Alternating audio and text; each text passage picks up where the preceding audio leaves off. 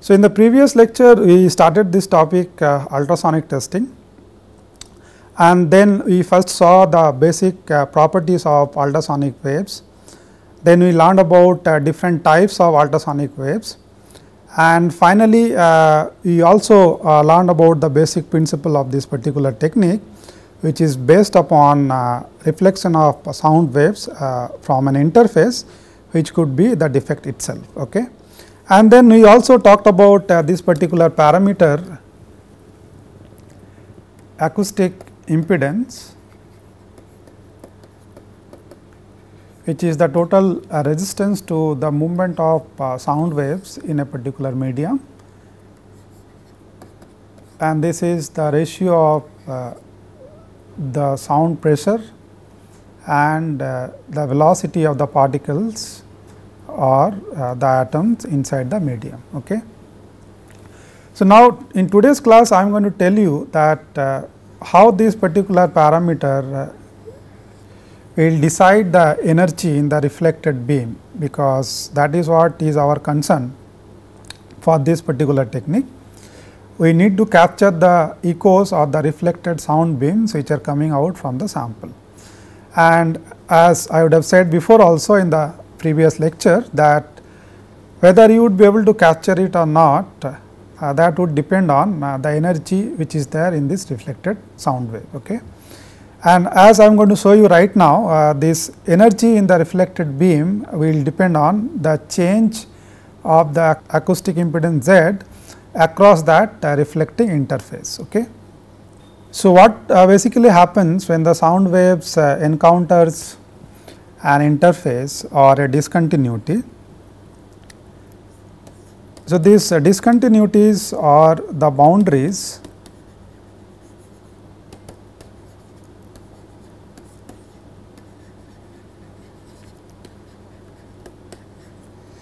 will give rise to a change in Z.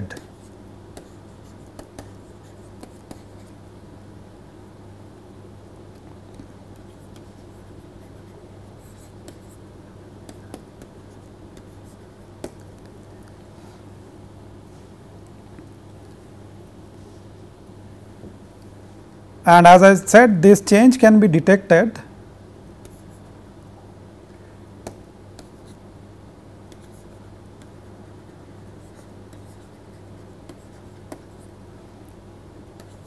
when the sound waves are reflected from these boundaries, because the energy, as I said before, the energy in the reflected beam will depend on this change. Okay. So, if you have two medium 1 and 2,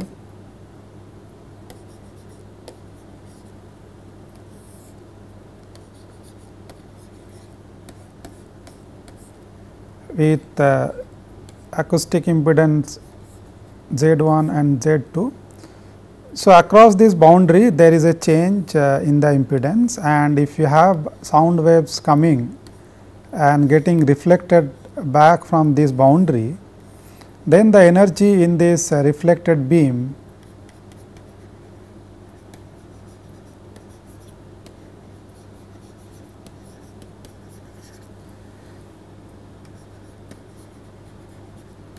that would depend on this change.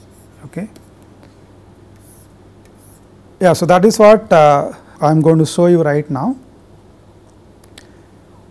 as to how exactly this energy is related to this change. Okay. So, now let us say you have this medium 1 and the sound waves are moving through it at a particular velocity. So, this is the incident wave,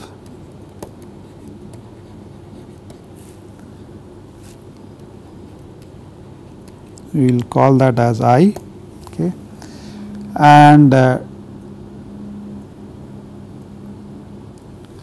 in its path, if the wave encounters an interface, that means if there is a change in the medium or there is some discontinuity, then this acoustic impedance will change. So, let us say in medium 1 it is Z1 and in medium 2 or across this interface it is Z2. Okay. So, when there is a change in the impedance and when the sound encounters an interface, a part of the sound wave will be reflected and a part of it will be transmitted. Okay. So, this is the transmitted wave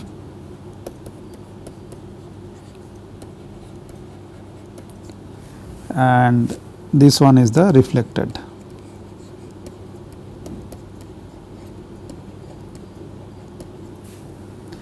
Okay, let us call them as T and R. Okay. So, the energy of this reflected beam which is our concern for doing NDT will depend on what is this impedance change across this interface. Okay. So, this interface could be the defect itself. So, when the sound waves encounter the discontinuity, it will reflect a part of the sound waves and the energy of that reflected wave will depend on the change in the acoustic impedance across that interface. Okay. And that can be calculated because across the path of the sound beam the whole thing is continuous, in the sense if you have if I be the incident beam as we have written, then you can write like Q plus QR equals to QT. This parameter Q we have already defined, that is the velocity given to the atoms, or you can also say that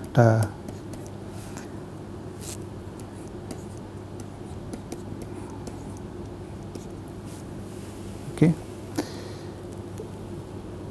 So, this is across the interface, since this is continuous, these individual components can be estimated, and as I said, the fraction of energy into the reflected wave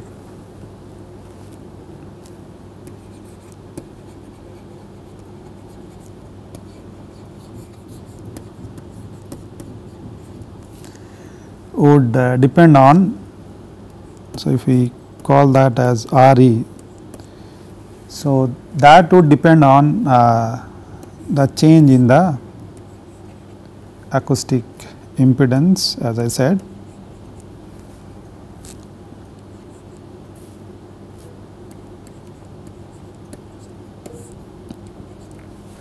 Okay.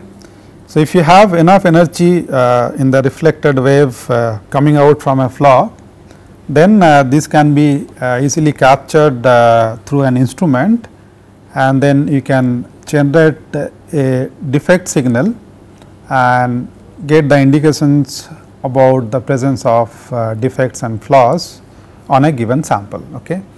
So, this is how the ultrasonic waves can be used for doing NDT.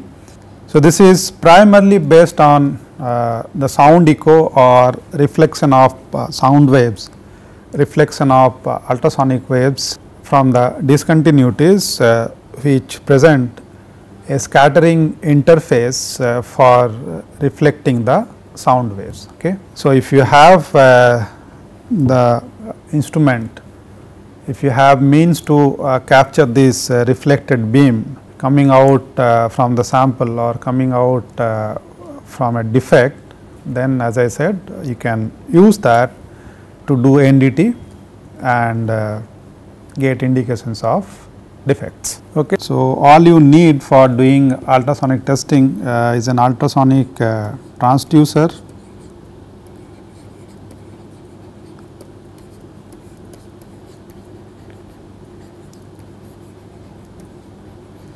which will generate the ultrasonic waves, and you need the instrument which will have all the electronic circuit and everything necessary to capture the echoes coming out from the sample, and with the help of that, if there are any echo which is coming out from a defect, you would be able to see them in terms of a signal or a peak. So, you take the transducer and keep it over the sample, okay. And so, this transducer will generate the ultrasonic waves. So, these waves will go like this. So, they will go to the other surface, hit the back wall and come back, okay. And in between, if you have any defect somewhere, okay, so these waves will also be reflected from this defect in that fashion, okay. And this will generate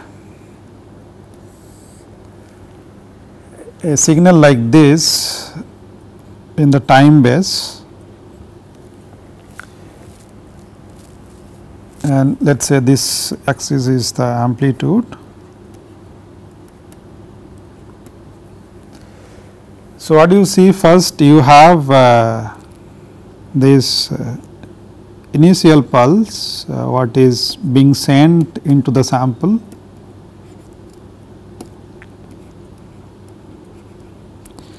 and then these ultrasonic waves will go and hit the back wall, the other surface of the sample, and from the back wall you will get this back wall signal, okay, right. So, this is your reference frame for getting the defect signal. You have the initial pulse in the beginning and you have the back wall, okay. And this instrument will capture this time that the waves take to go all the way to the back wall and come back, and that is what is plotted in terms of the intensity of these pulses or the intensity of the reflected signals, okay. So, if you have a defect like this, so that will come in between the initial pulse and the back wall, because the defect is lying between the top surface and the bottom surface. So, you will see a defect echo like this, okay.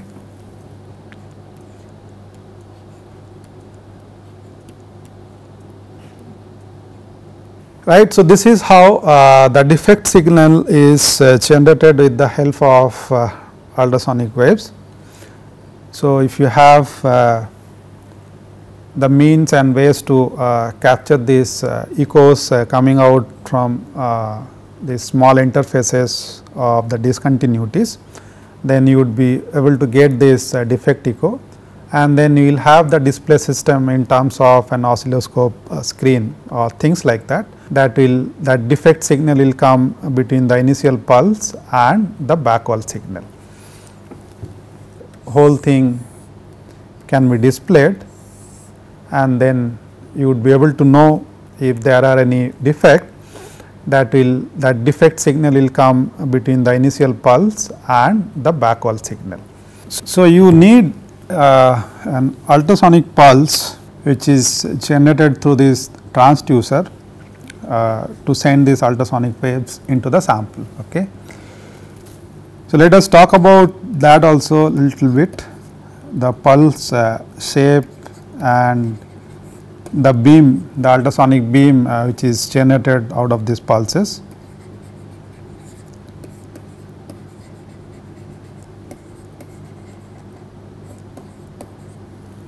So, these ultrasonic waves are used in a particular frequency range, as I told in the beginning, and if you are selecting a particular frequency, that may consist of mix of frequency which will be plus minus to that selected frequency.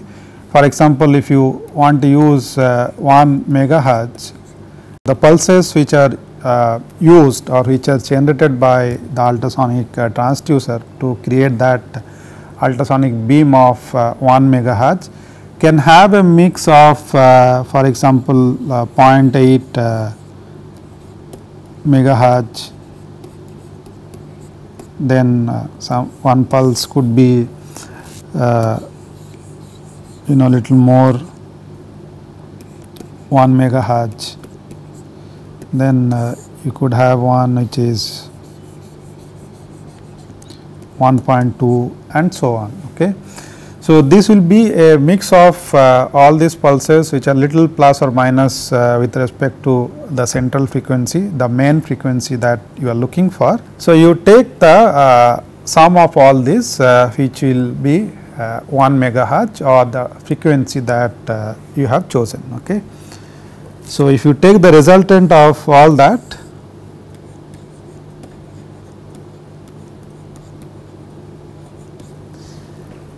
it should be 1 megahertz.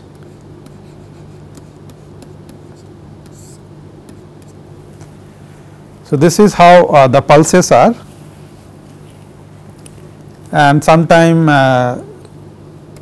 it can be rectified. So, if you rectify, then it will be like this. So, this is a rectified signal or rectified wave, and if you filter or smoothen it, then it may be like this.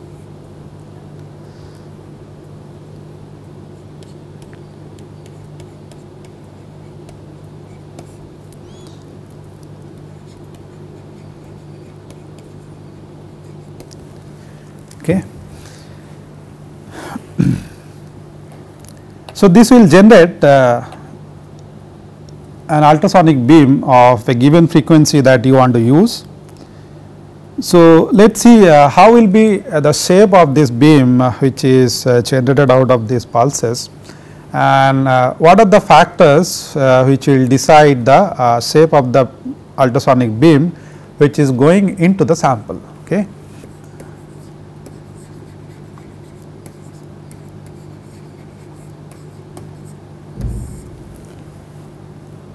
So, first we talked about the previous one was about the pulse shape or the nature of the pulses, and now let us see this beam shape.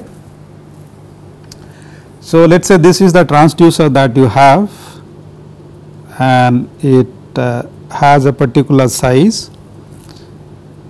So, let us say it has a diameter d. Okay.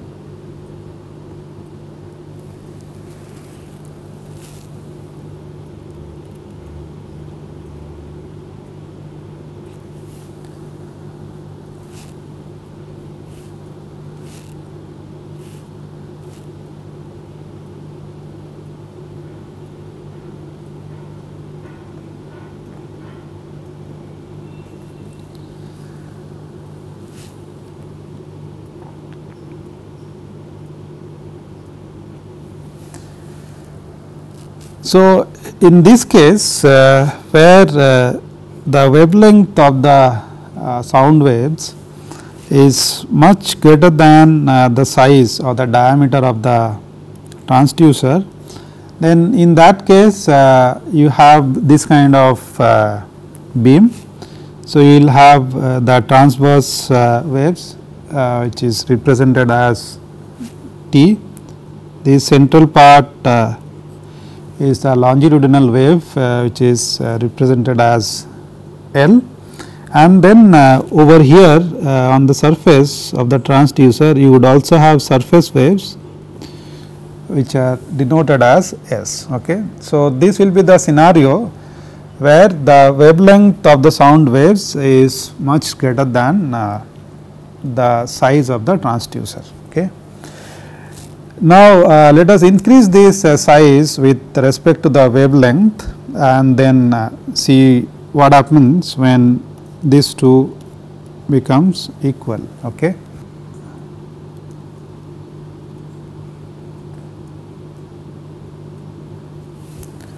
So, as you increase the size of the transducer, you would see a change in the shape of the beam,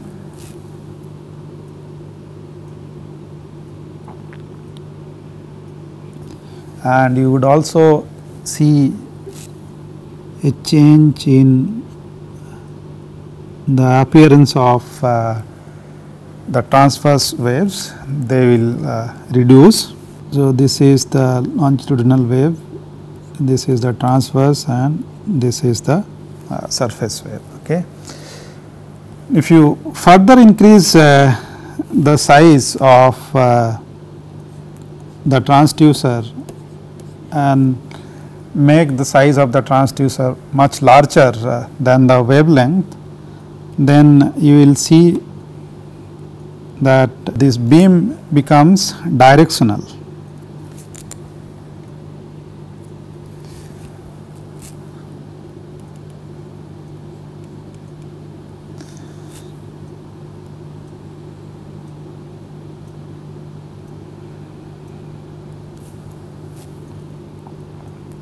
And rest of the components will almost be absent, and you will have a primarily longitudinal beam which is directional like this.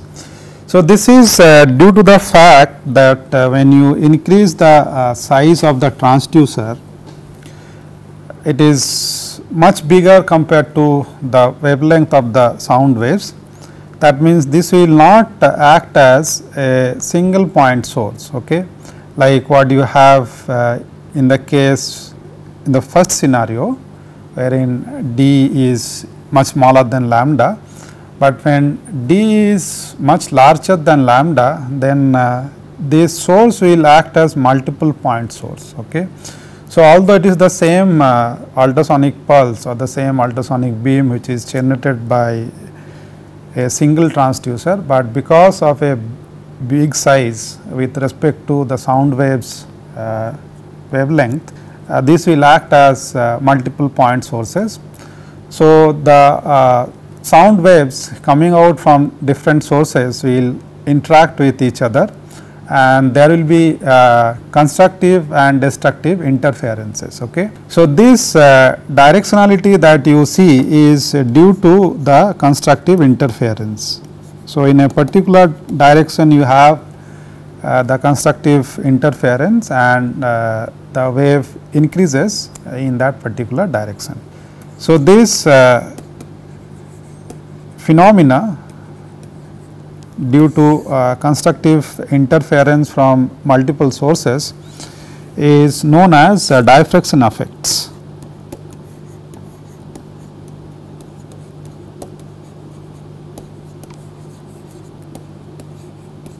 Okay.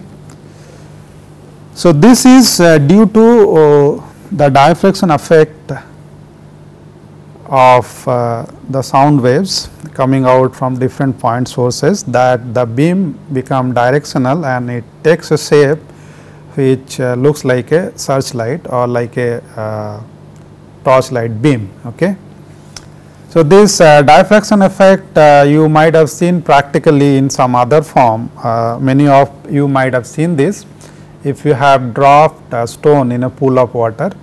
So, the point where you drop a stone, that is a source, and you have seen it creates the ripples, the waves, and nearby if you drop another stone, so that is the another source of waves. So, if you drop number of stones, it will create a number of sources of waves, and then these waves will move, and at some point they will meet each other, and then there will be constructive and destructive interferences, and it will try and go in a particular direction where you have constructive interference. So, that is how the diffraction effect is in sound waves also, where you have multiple sources, near to each other, right. So, what you have finally, if I magnify this picture a bit, as I said, we will have a beam which looks like a searchlight,